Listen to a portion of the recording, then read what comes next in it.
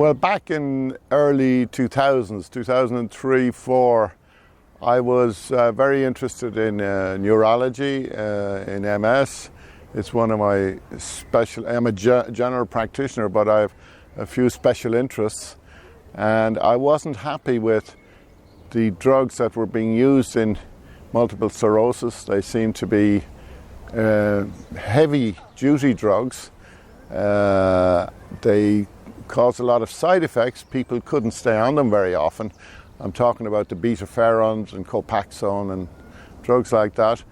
And also, I wasn't impressed by their success in the sense that they may have reduced the frequency of attacks in relapsing, remitting multiple sclerosis, and I accepted that was true.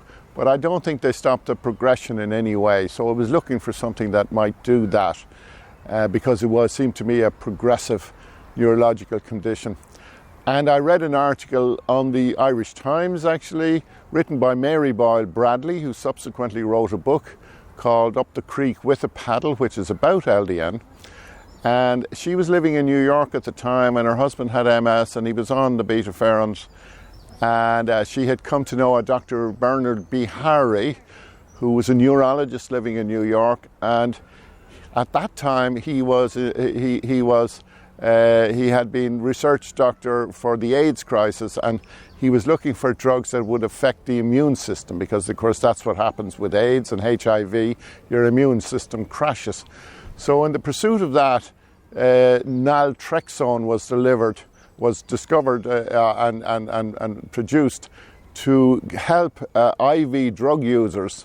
It was a morphine agonist, and it would replace the morphine. If people took an injection of heroin or morphine, they didn't get any high or buzz from it, but you used it in high dosage, 50 milligrams, and it was quite successful, and he was a part of that research, Dr. Bihari. Now, he had a big budget, he had a lot of students that he was comparing the drug with the people with HIV, and he noticed that when he reduced the dose, because he wasn't quite sure of what the dosage should be, but when he reduced the dose, the effects of LDN changed. He was measuring the endorphin levels to try and figure out what was going on in the immune system of the patients, and he noticed that at low dose of naltrexone, the endorphin levels often tripled, which was a surprise finding. He certainly didn't expect it, but he noted it, and he checked it a few times, and this was true. So he thought that the low dose, while the same drug, naltrexone, had different qualities of action and could be used maybe for different things than the high dose. The high dose blocks the endorphin sites 24 hours a day. The low dose, apparently after more research, blocks it only for a very short time, 2 or 3 hours, and there's a rebound phenomenon then by the brain and the endorphin centers where they produce a lot of their own endorphins. So it stimulates the body to produce their own and therefore improves your immune system. Fritz Bell was a doctor who was using LDN and histamine therapy in his wife, and he found that very successful, and I subsequently looked up a number of websites and other emails from other patients who've been using LDN, and I found everything about the treatment method was supportive and positive, and this I found very encouraging. Subsequently, I spent the following year both testing and further investigating LDN use. I tested it extensively on myself, found positive results, ultimately decided to purchase 5,000 capsules of LDN from a pharmacy in New York, and with these I effectively advertised the use of LDN by writing an article in a magazine called New Pathways, the magazine of the MS Resource Centre and MS Charity, and with that I gained literally hundreds of patients who already obviously knew about LDN and simply wanted a source of where to obtain it. Since that time I've never been able to give up the idea, and the method has simply snowballed ever since. We now have about 500-600 patients on LDN for many different reasons, mainly MS, but also other autoimmune conditions like ankylosing spondylitis, colitis, Crohn's disease, Sjogren's syndrome, dermatomyositis, rheumatoid arthritis, psoriasis, etc. There are many autoimmune conditions, and also a number of people with cancer, the most dramatic of which was a gentleman with lung cancer that was considered terminal. He was given effectively 3 months to live, and that was 7 years ago. He's been on LDN ever since, and the cancer has simply shrunk away and disappeared, and they can no longer find it.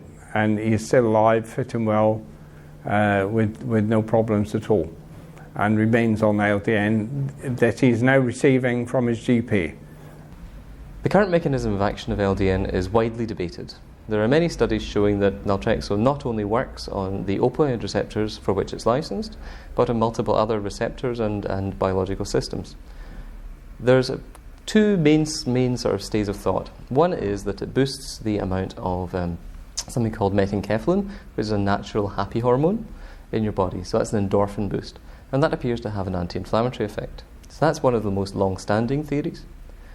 Alongside that, it's been found in a number of studies in test tubes, that's in vitro studies, that the LDN will actually bind to a receptor called a TLR receptor.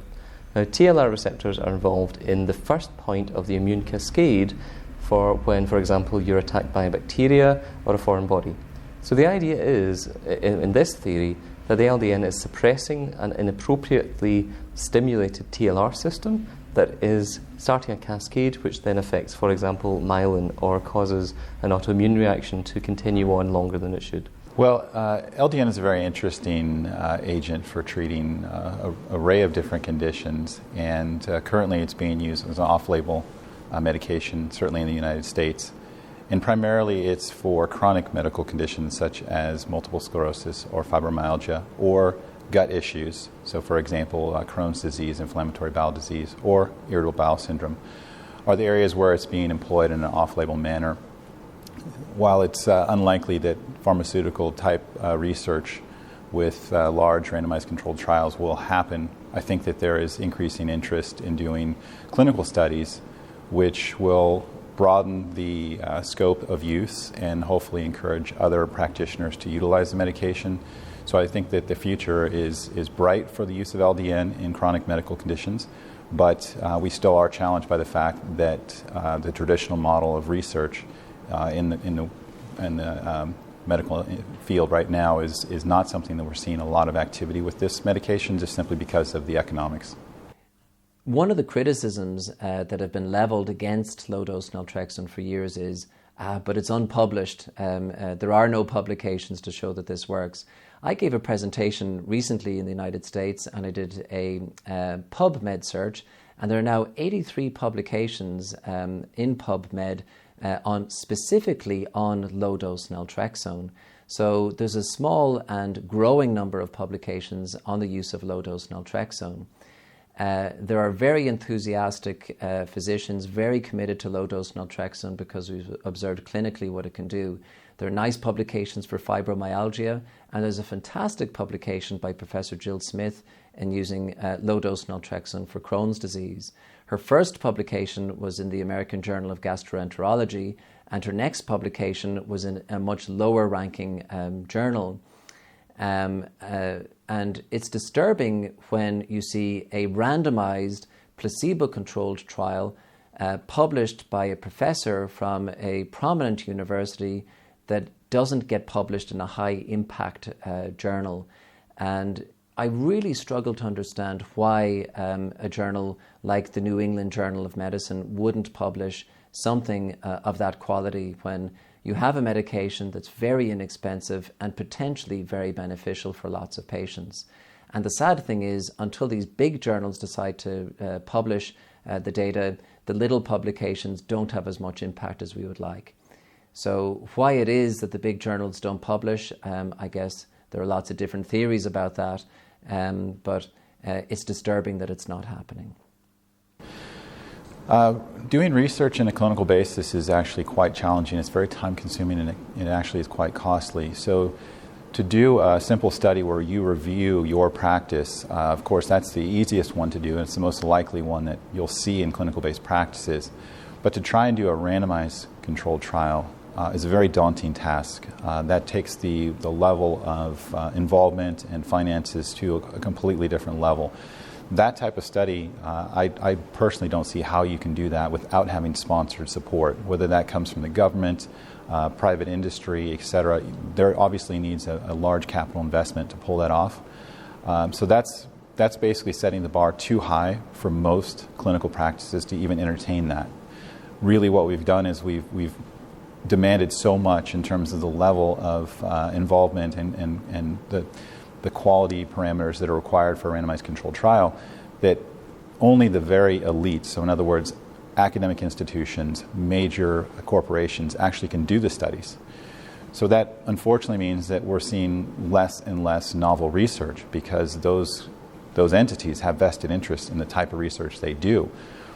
But many breakthroughs in medicine have come from doctors working in a clinic, doing something novel, taking something that deviates from the traditional approach, and discovering that it actually has an application that we never realized.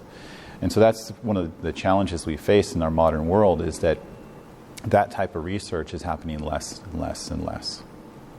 And so I started using it in MS, and that's in 2004 or 5.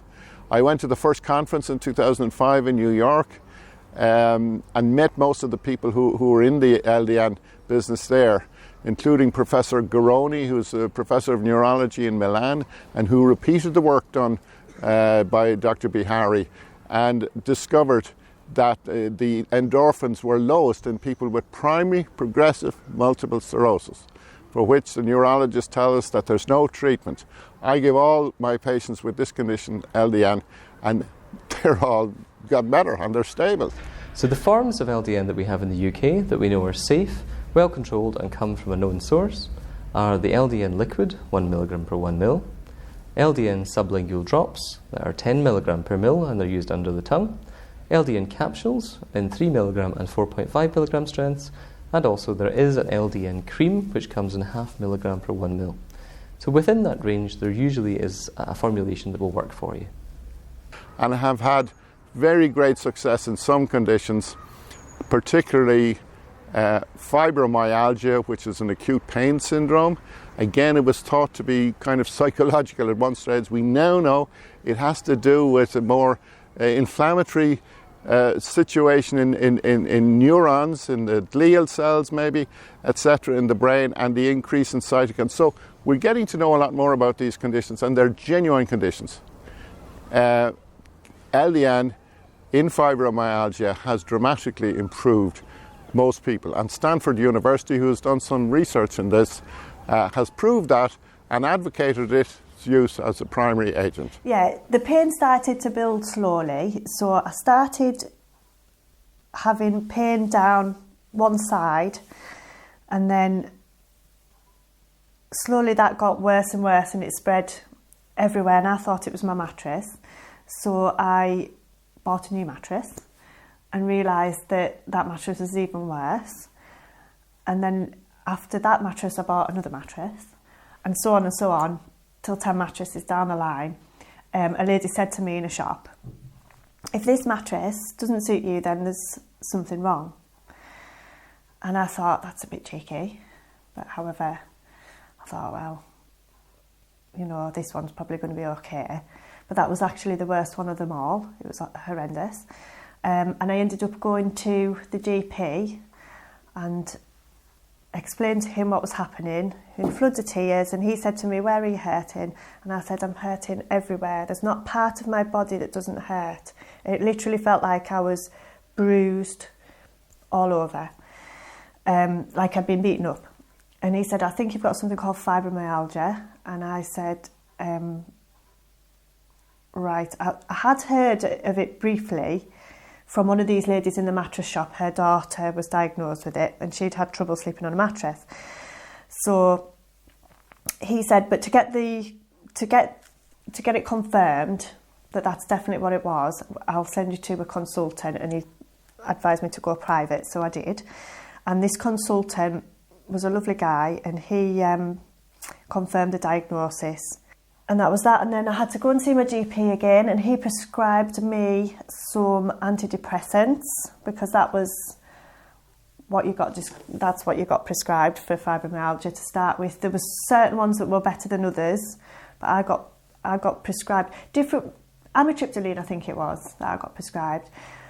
And I went away and tried to take this, but my body actually at that point would not tolerate medications. I got the worst side effects that you could get from the medications. So that GP prescribed me a whole host of drugs, none of which my body could actually tolerate. I used to get very, very terrible side effects, like the floors would be moving. I would be in worse pain. And I wasn't sleeping at this point. I was probably averaging about 2 hours sleep a night. I was on painkillers constantly through the night, so I would be taking alternating painkillers, ibuprofen, paracetamol. He prescribed me tramadol, which I tried not to take if I could help it, but really I did need it because the pain was so bad. And during this time I was trying to look after these little twins, my twin daughters, who at that point would have been 1.5, maybe, 1.5-year-old. So that was very difficult, because the other thing that was happening to me as well was that I was becoming less energetic. My energy was, I didn't have any energy, so I wasn't able to walk very far. So sometimes I would take the twins out in the buggy, and then my legs would just collapse from underneath me, and I would just fall to the floor. And then I wouldn't be able to get back up, and I'd only be trying to get to a class with them, or maybe just get to the shops, but I was never quite sure if I was actually going to make it to the shops and back. After that, things worsened and worsened to the point where I would wake up in the mornings and I couldn't really see. So I was still trying to look after the girls, and I wasn't able to work at this point. I was able, some days I had more energy than others, and it seemed to wax and wane, and some days I would have more energy, but I would have less cognitive function, and other days I would be more cognitively okay, but not be able to hardly walk.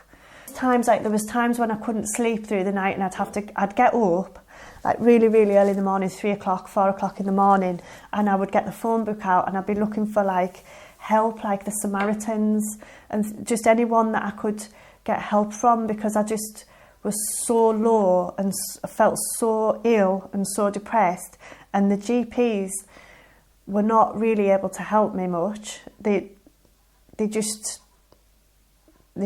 didn't really know what to prescribe me. There was nothing out there really for fibromyalgia apart from antidepressants and painkillers. I read about Low Dose Naltrexone in a book, and the book was on the thyroid, but it did mention fibromyalgia in this book. It said that it could help in the 4 areas, and then I didn't really think much else about it after that. Things worsened a lot. I went back to see a private consultant again because we were so desperate for help. And the consultant said to me, "Why have you not taken any of the drugs that I suggested that you took last time?" And I said, "Well, my GP hasn't offered them to me. And any time I've asked, it's just like you just face brick wall after brick wall after brick wall." And he said, "Right." I said, "Currently at the moment, they're waiting to see this report from you to see if I actually have got fibromyalgia, because they actually still don't believe that that's what it is. And I feel that they think that my problems are all in my head, that they're all mental issues." So he said, "Absolutely not. You're the worst case that I have ever seen.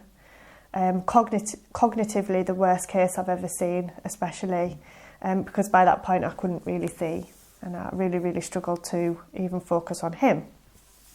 So I asked him about low dose naltrexone as well, and he said I showed him some information that had taken off, the internet, and he read it, and he said because it was only a pilot study, he wasn't able to prescribe it for me, but he would have been more than happy to prescribe it if I'd found somebody willing to, he was happy to refer me to somebody that was prescribing it. He would have been quite happy to do that if I got back in touch with him, which was very, very nice that he considered that, because any other GP that I mentioned it to said there was absolutely no way that you will get that drug from us.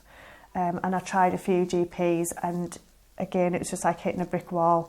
None of them felt brave enough to take the risk to prescribe it, even though the side effects are very, very minimal compared to a lot of the drugs that I was already being prescribed by the GPs. On the drugs that I was taking off the GP, the antidepressants, they picked me up enough to be able to use my laptop to be able to do some studying on low dose naltrexone, and I eventually found a GP in London that was prescribing. There was a few around the country. He was prescribing from a clinic in London, and he was happy to do a consultation with me over the telephone. So he asked me a few questions, like what I hope to achieve from taking the medication, and I said, well, if I get any improvement at all, then that would be brilliant. If not, then obviously I haven't lost anything. That was what I felt. And he said, that's a good attitude to have, and I'd be happy to prescribe it for you. So nowadays, life's very, very different from those 3 years where I was very ill, and I'm able to, I would say, live a very fulfilling, normal life like everybody else, really, that's fit and healthy. So I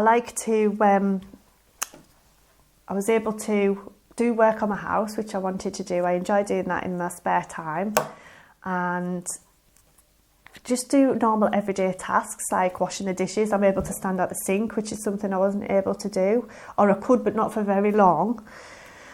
Even just like manage to get from room to room without crawling. And I would say on low dose naltrexone, I feel much better than I did before I was actually diagnosed as fibromyalgic. What makes me frustrated is the fact that there are GPs out there that are able to prescribe this drug if they feel it is of therapeutic benefit, yet they won't take the risk or even take the time to research the drug to see if it would be of benefit to that particular individual. And even at times when I've handed information over, they have said, there is no way that you will receive that drug from this practice. My name is Brian Udell. I'm a physician, and my specialty is pediatrics. My background is that I've seen children as a neonatologist since the 1970s, and that's babies who were very premature, very sick. And most of those babies in the 70s that I were taking care of was a lot of cocaine and drug-addicted babies, alcoholism. And then mostly as the 90s came in, it was mostly children who had cocaine and other stressful pregnancies. And it really wasn't until the 2000s, 2008, that I started seeing children with autism and got interested in what now looks to be the autism epidemic. And when you start to search for what's the autism epidemic, you realize that it's real, that since I was the medical director of the follow-up clinic, all those years that I saw high-risk infants, I didn't see autism until it all of a sudden started emerging around 2008 for me. And at that time we were seeing 7 children a week, and now I could see 10 children a day. So the diagnosis doesn't really matter. The diagnostic criteria don't really matter. What matters is parents are coming to us because they have children who are not developing normally, and the regular medical community, the conventional medical community, doesn't seem to get it. That it's not only they don't even have the answer. So the parents that go searching for answers are going searching for answers that the medical community says itself that they don't have. Specifically, speech apraxia, the inability to speak. There's no medicine for that. Social isolation. Kids are in their own world. They're in a fog. There's not really medicine for a baby for that. And repetitive movements, okay, which are not seizures. They are some kind of behavior that we don't understand called stims. And so those three things make up a core of symptoms that we call autism. And in 2006, Dr. Jacqueline McCandless came out with a paper that said that low dose naltrexone was a valuable tool to be used. And I've been using it since about 2008 or 2009. And it's been very successful. And what I mean to convey to my parents is, I didn't realize, for example, when I started doing autism, I didn't realize that naltrexone was even available to us. But it's one of the few drugs that's listed in the pharmacopoeia as being on label for autism. The word is in there. And autism doesn't show up in a lot of treatments. And it's very simple to give, and it's very inexpensive, and it's effective in a lot of cases. And I think that the trick that every doctor is trying to figure out as we get older, they call it practice for a reason. And as we're practicing and getting better, what I'm trying to figure out is what works in who. What medicine should be applied to which specific patient. And there's not one kind of autism. I see 15 or 16 different basic variations of autism. And then within that, there's other things that are different. And so it's a very complicated condition. It doesn't have an easy answer. Symptoms are the main thing that we're attacking right now, not necessarily what the most upstream problem is. And LDN, low dose naltrexone, has for me, proven to be effective in children who have aggressive behaviors and in children who have very disruptive behaviors. That tantrums are a big reason, and their immune system is affected. So just like Dr. McCandless wrote about in 2006, it's for immune modulation. The paper that she was writing was for immune modulation to help the immune system, and mood disorder, or some of the word like that she used. And whenever I show it to a parent, I always say, doesn't this look like your kid? Okay? And that's when they give it a try. And so when it was invented, Dr. McCandless realized, so it was, first of all, it was started in the 1980s. The whole idea was brought up at the first time in the 1980s, so that's almost 30 years ago, that it's had thought put into it, how to figure out the dosing. Thought has been put into it about what the mechanism is. Prospective, randomized, control studies have been done. Some of them do show a difference. Some of them don't. Most of them show the best difference in aggression and some of the behaviors, which is what I pick it in. When you use those criteria, I feel that this 2006 paper was important because she realized that it's very bitter. It's hard to give the medicine to the children, so it has to be given after 9 p.m., between 9 p.m. and 12 a.m. She's very specific about the immune modulation. And frankly, I'm pretty ignorant about how it's used in cancer and other patients, but at least for us, this was what was proposed for doctors who take care of autistic children. And so the dose is given as a cream because most kids are asleep by the time 9 p.m. comes, or should be asleep, and the taste doesn't matter. And when it's given that way, it's absorbed into the body at the correct time. And I would say, something like 20 or 30% of my patients that I give it to seem to have enough of a response that they continue to get it, which is the only way I can really understand whether a patient thinks it's helping. Some of the patients just keep giving it because they say the kid stopped getting sick. He was getting sick every year, and it seems the immune system is really boosted, and that's a good enough reason for them not just to continue the medicine. And some of them, like Jacob, the mom feels that when it's left off, she feels a big difference in how he's behaving. So it's very benign. It's a low dose. We know what to look for. and it's been given for a lot of years. And for all those reasons, I believe it's a great choice when you're faced with just about bad choices or no other choice in autism. There's a certain type of patient that's getting sick all the time, and I can't understand why they're getting sick all the time. Nowadays, kids go to school much earlier. They're in daycare, and they get cooties all over each other all the time. And so I'm kind of used to it, but he was really getting sick, and he had a lot of behavioral issues that I felt like if I used the regular therapies, they would be too stimulating to him and make his negative behaviors worse, his tantrums worse. And so the mom wanted us to use something we use a lot. Wanted us to use B12. I have a protocol that includes a lot of methyl B12, and that's a pretty successful protocol when you're looking for some help in autism. But because I just felt his immune system was so involved, and that I wouldn't be able to be successful with something that jazzed him up more, that it would be a good try. And she reluctantly, I think she'll tell you that she reluctantly gave it a try, and it was really day and night for that child. And I am aware that many of these documentaries are only anecdotal, so I don't want to promise that for other children, but I do try to pick it in the children who seem to have some special skill that is like amazing, and he already demonstrated some special skills, much smarter than you would think, much more clever. They figure stuff out, and then they're getting sick all the time, and that's one of the criteria that I use to pick this protocol, especially if they're aggressive.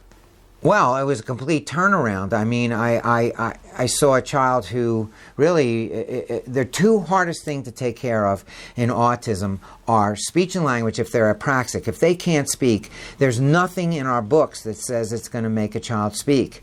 And the other thing is behavioral aggression. Because what we really have for aggression is a bunch of medicines that either are stimulant medicines that slow you down and really fog your brain up, or medicines like for schizophrenia and strong medicines for your brain like Prozac and Zoloft, which are really not meant for little kids. So his was behavior. His wasn't much speech and language. It was more on the behavior side. And faced with the choice of giving a kid something that would make him stoned, basically, maybe more compliant but not as aware, I felt that this was again a great choice, and it did indeed change his life. I didn't know he was going to turn out, and Mom didn't either, to be a prodigy, but I do find that a large proportion of my patients, and I've taken care of a lot of pediatric patients over 40 years, a large proportion of the patients in the autistic community have almost savant type qualities about puzzles and about directions and about colors, and they do things that I could never remember, and so I think that part of their brain is working really well. Jacob was born on September 29, 2007, and he was a healthy baby. All the hospital staff commented on what a good baby he was, and so then when we took him home, that changed pretty quickly. He started to become very difficult to comfort. He didn't sleep very much at all. He just always cried. He was always crying. And then about a month, when he was about a month old, he appeared to be choking one night. And that's actually the first time I dialed 911 in my life. It was that evening. Jacob was choking, and it was the scariest moment of our lives, actually. And the paramedics concluded that it was the reflux. He was choking on his reflux. But I'll never forget that evening. We were rushed to the emergency room, and then they confirmed that it was reflux, and so he started on medication for that. And then shortly after that, we realized that when he started on solid foods, he couldn't tolerate any solid foods. He could only eat very pureed baby food, and if there's any type of texture at all, he would vomit. And he was vomiting 3 or 4 times a day. Yeah. And That's projectile vomiting. yeah, he would turn purple, and it was like he was having trouble breathing. He would be coming out of his seat, and it was just very scary and very exhausting. And so we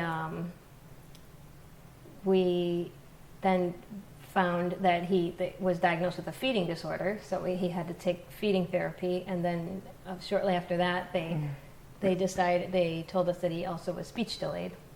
He was about 2 at that time. He didn't really start eating any solids until he was almost 3. He was eating pureed baby food. So, and then around that time, when he started the therapies, he started developing some other odd behaviors. Right. He had an obsession with fans spinning. Certain things had to be a certain way. The light switches had to be on a certain way. Just things need to be placed a certain way. And if we changed any of that, it would aggravate him and get him quite angry. Yeah, he would get very upset. Yeah. And then he also, we noticed he couldn't tolerate noises, like a blender or toilets flushing or vacuum cleaner or anything like that. And he would just cover his ears and scream. And then he started to get aggressive as well with us, kicking and punching and just being angry. And, you know, when I would ask him questions, he would say, "I don't want to tell you." Or if I said, "I love you," he would say, "I don't love you." And so then my husband convinced me that we should have him evaluated by a specialist. My husband had 2 older boys, so he had experience, and he just felt like this wasn't normal, the things that was going on with Jacob. And so finally he convinced me. We went to a specialist, and Jacob was 4 at the time, and she told us that Jacob had autism. And so we were just devastated, we couldn't believe it. And I went through a lot of different emotions, disbelief and anger. And, I was actually a month away from giving birth to our daughter. And so, and she was born a month later, and then his symptoms just got out of control. When Skylar was born, Jacob's aggression got worse. The sounds of her screaming, crying, as a baby would just get him all the more aggressive. There were many times we would make certain that she wasn't anywhere in reach of Jacob, just in fear that he would hurt her, because it seemed as though that he would do anything that he could to stop it. Yeah. And his aggression, unfortunately, just progressively got worse and worse. Sounds bothered him more and more. He was very, he would run. I mean, he would take off. We had locks installed on our doors above high enough so that he wouldn't be able to open the doors, because he would just dart out. Yeah, we couldn't go to restaurants. I mean, I couldn't even take him in the car with our daughter without my husband, because if she started crying, he would try to kick her or just throw things at her to make her stop. It was, and then if I yelled at him, he was throwing things at me, and it was very stressful. Right. So we were asking advice from other people. We didn't know what to do, and it was recommended that we try therapy. Right. And so we tried occupational therapy for about a month, and it just, even to drive to occupational therapy was dangerous, and I just wasn't seeing any outcome, and I felt like we needed something, done quickly, because this was, a scary situation for us. And he, it's tough because he wasn't reciprocating that love, that, what all parents yearn for with their child, the reciprocation of the hugs and the, I love you and I love you back. And we weren't getting any of that from Jacob. The mornings every morning that Jacob would get up, we were always startled by the abrupt slamming of the doors, the holes in the walls Yeah, the that he mornings was were the causing worst. for just his aggression. And it's tough because, when you have a child that's, and you don't have that, and you just wish there was something that you can find or do to turn that around. I decided to try to find some books on autism just so I could understand Jacob better. And I went to the library, and it just happened to be April Autism Awareness Month, and so they had a whole display of books, and I just grabbed as many as I could and brought them home, and two or three of them were on biomedical treatment for autism. And so as I was reading these books, it was just story after story of these children that had all the same challenges that Jacob was having, and these kids were getting better through different treatments that sounded pretty safe, changes in diet and,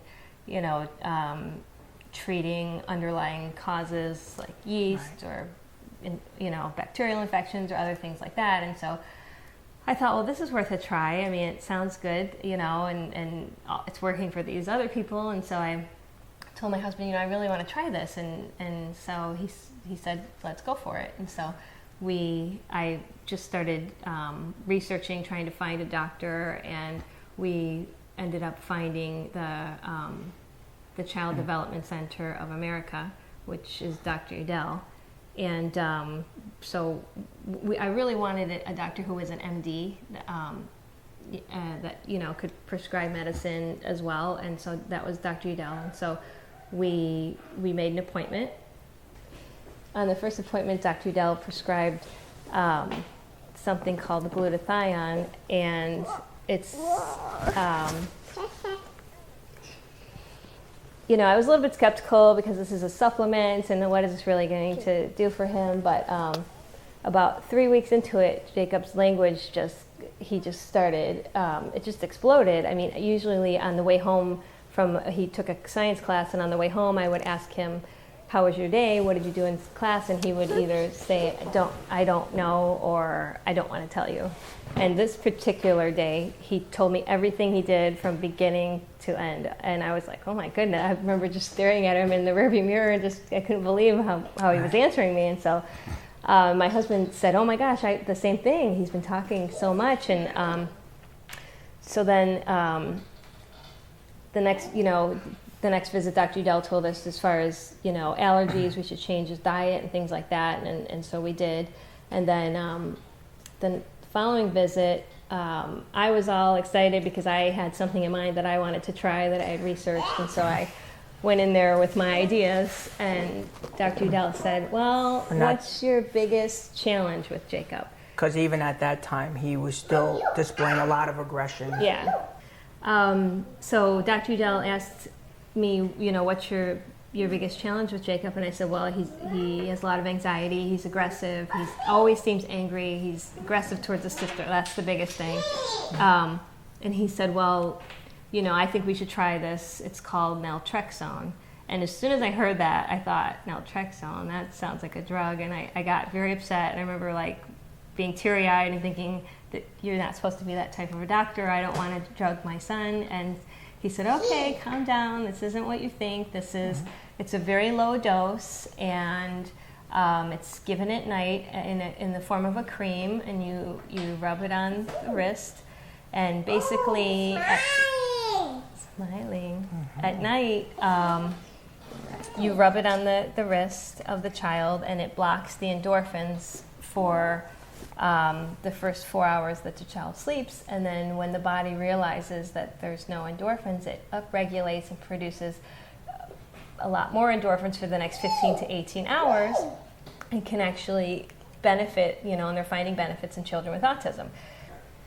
So that night we rubbed the cream when he was asleep. We waited till he was sleeping because we knew he wouldn't let us do it while he was awake. We rubbed the cream on his wrists, and thought, we'll see. And then the very next morning, the first thing he said was, good morning, Mommy. Right. And that was, I thought, okay, this can't be happening. This has got to be a coincidence or something, because it was life-changing. It was the first time that we weren't abruptly awoken by a slamming door.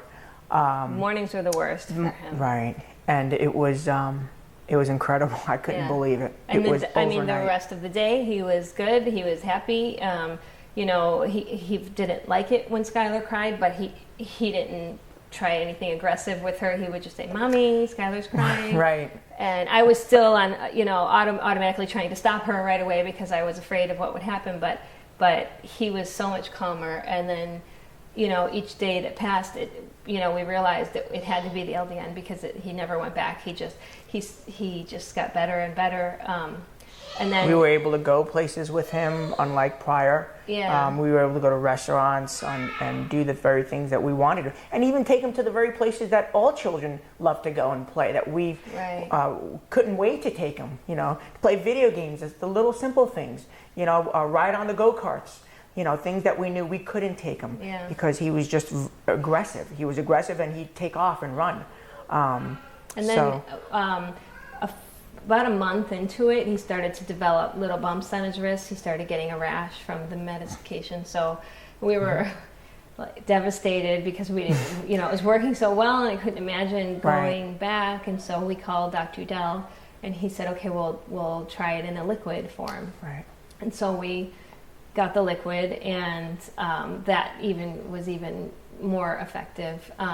Then at that point, he started asking, you know, allowing us to give him hugs and kisses, and even asking for it, and saying "I love you." And I mean, this was something I thought I would never hear from him again. And so it was just incredible how much it changed his life and our lives. We administer it at night, just before he goes to bed. We put it in a little applesauce, and right before he goes to bed, we give it to him, usually 8:30. 8:30. You know, give it to him, brush his teeth, and then he goes to bed. He sleeps great through the night. I think it may even help with that. And he wakes up the next day happy. And honestly, you know, we have done a lot of different treatments with Jacob, but LDN is by far the most effective. I mean, we've seen the most results by far. I mean, most people would never know that Jacob was diagnosed with autism, 3 years ago if they met him today. And honestly, I don't believe he would get that diagnosis if he were evaluated today.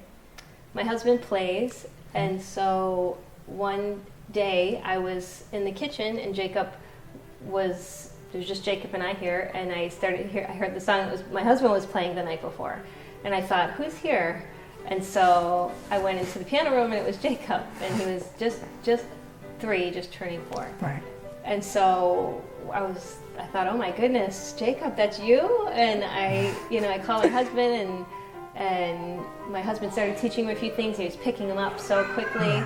And we thought at that time, we then started looking for a teacher.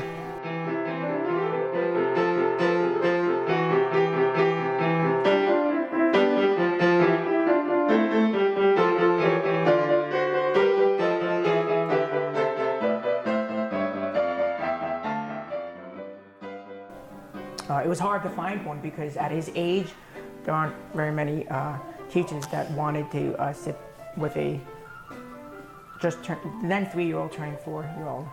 But trying to convince them that, no, Jacob is quite unique. You know, he just has something special. Yeah. Then fortunately enough, we actually found someone who was actually willing to take him on. And she works wonderful with him. And since then, Jacob has excelled tremendously on the piano. He amazes me every day. Yeah. I mean, he's playing Mozart, Bach, Beethoven, Chopin.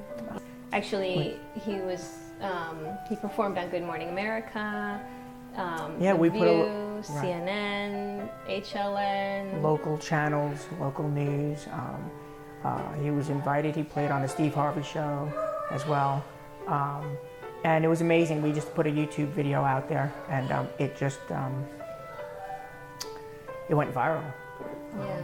I would say I cannot imagine Jacob performing that first performance on Good Morning America had he not been introduced to LDN. I Right. can't.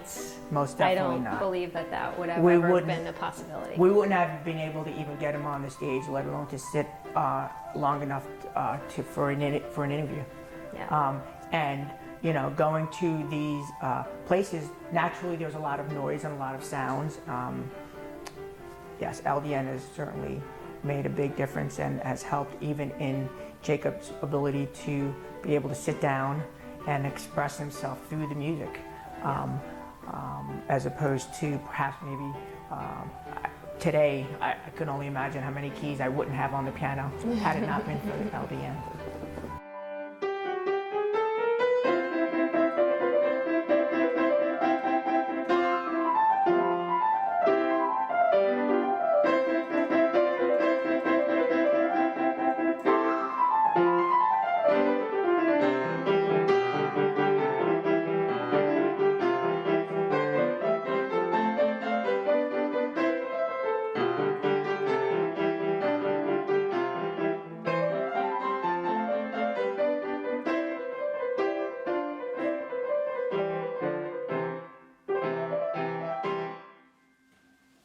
I have seen, aside from the rash from the cream, I haven't seen any side effects at all None. from I have none LDN. either. Yeah, so I would highly recommend it to any family, you know, touched by autism. I think it's worth a try. It's not expensive. We actually order our LDN from a pharmacy that's nearby, but we actually have it delivered. And I just, you know, Dr. Udell writes the prescription and faxes it over, and then Compound. it's a compounding pharmacy. It's not covered by our insurance, but it's pretty inexpensive. It's about $29 a month, and then we pay for the shipping because we have it overnighted. We choose to have it overnighted because we just don't want it sitting, you know, in the mail. Skylar is Jacob's younger sister. She's 3. We started noticing some delays with her at about 12 months, and she started seeing Dr. Udell, and we did a few things, and then after some blood work, we realized that she has a low immune system, and so Dr. Udell said, well, let's get her started on LDN, because that also helps with the immune system. And so at that time, Skylar wasn't aggressive or anything, but she used to just follow me around all day with her thumb in her mouth and just kind of whine. She just wanted to be held all day. Yeah, she wasn't a happy camper. Yeah, and you know, I didn't quite notice an overnight change in her the way we did with Jacob, but she very shortly after that became very happy. You know, she entertains herself. She's a very happy child now. She still takes LDN. It did help her immune system. It's not exactly where we want it, but it's better than it was. Much better. Yeah. And she's the happiest child that we know. So I mean, I don't know if LDN will work for, you know, other children. All we know is that it worked for ours, and if you have a child with autism, it's definitely worth a try. I would say it's worth it. There's no side effects that we know of. It's not like a typical, you know, it's not a stimulant or an antidepressant or anything like that. It just seems so natural, and it's been a miracle for our family. So if you were looking to try and start taking LDN, the side effects that you would be expecting to have most, possibly a mild headache, possibly a slight stomach upset, but these are generally very, very transient and go away within a couple of weeks. One of the most frequent questions we get is, which drugs can I take with LDN?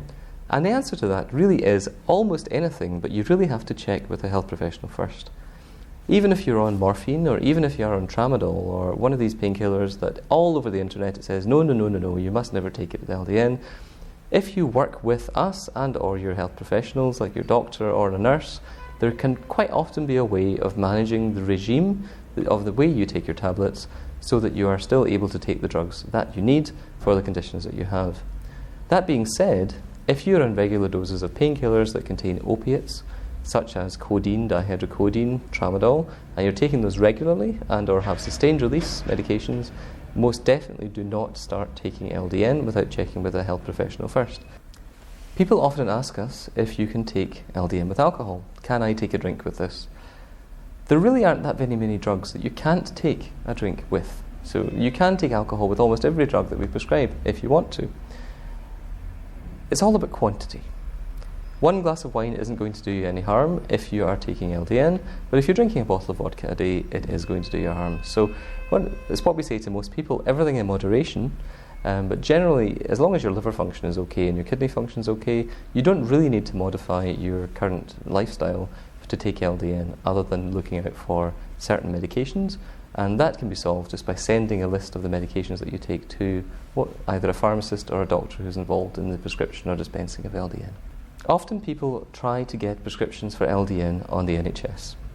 Generally what I would do is I would have a very frank discussion with your own GP explaining that you've tried X, Y and Z and the medications you've tried and the treatments you've tried that were NHS funded. I would then take with you an information pack such as the one provided by the LDN Research Trust. Ask the doctor to read through it and make a repeat appointment in a month or 2 months at their leisure. So allow the doctor to look at it, do some research on their own and find out in their own head how they feel about it. Inside the pack there will be contact numbers and email addresses for the doctor to contact other people in the LDN group. So for example, many of the phone calls I take every week are from interested GPs all across the country wanting to hear just a little bit more about LDN before they give it on the NHS. When the GP writes the prescription for LDN on the NHS, if they have to do it in a very specific way and they have to very carefully specify exactly how it's to be made and how it's to be done. And that is also available in every available information pack. So the short answer to that is you must go to your GP with lots of information and be prepared to wait. If you're unsuccessful in getting an LDN prescription from your NHS GP in the UK or in your country of residence, privately LDN prescriptions cost between £20 to £25 initially and then round about £20 a month for the actual medication. That can vary by about 50% depending on which formulation you're taking and how much you're taking, but it's really not very expensive to get it privately. The problem we have is that there is no proper clinical data, and because it's used for such a wide range of conditions, it's very difficult to pinpoint. However, my personal opinion is that if something makes people feel better and they can afford it and it's available, I don't think they should be prevented from trying it. And if it works for them, then I'm very, very happy for them.